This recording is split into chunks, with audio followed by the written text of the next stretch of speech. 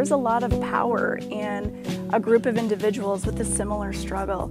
I think one of the most powerful things that I've experienced is you have an individual who feels so isolated and alone. If you keep in mind, eating disorders are also, they thrive in isolation and secrecy.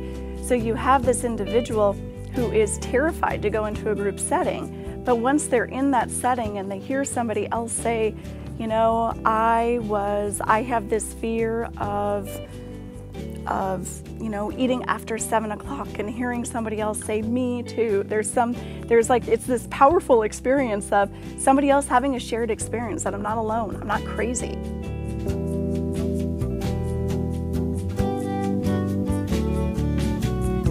She is the kindest, sweetest, most passive, quiet, beautiful, stunningly beautiful young woman who had this in belief that she was born as a burden. This life that she was born into is that she caused problems and disruption, and with no sense of self, believing she doesn't deserve having a sense of self, that she is not worthy of time and attention. Just over the past couple of months, she's actually been attending one of our more intensive programs, and the other day in our session, she actually said, you know what? I actually had a moment the other day that maybe I do deserve to be here. Maybe I do deserve to be treated better than I have been in relationships. And it was just a moment.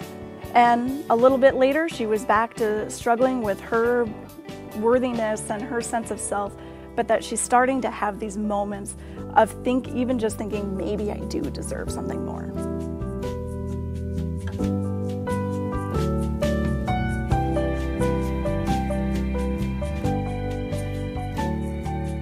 It's funny because we think that if you're struggling with something now, if you're struggling with an eating disorder or drug addiction, or that there must have been something extraordinarily traumatic in my history.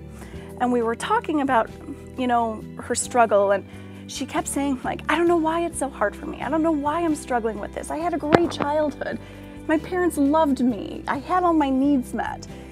But then as we're talking, there were some of these more emotional needs, that not quite knowing when dad's gonna blow up, or not quite knowing, you know, if mom's gonna come home after work, or if mom and dad are gonna be talking to each other. And she was talking about how much she loved her parents, and then things would build up and then she would explode out of anger.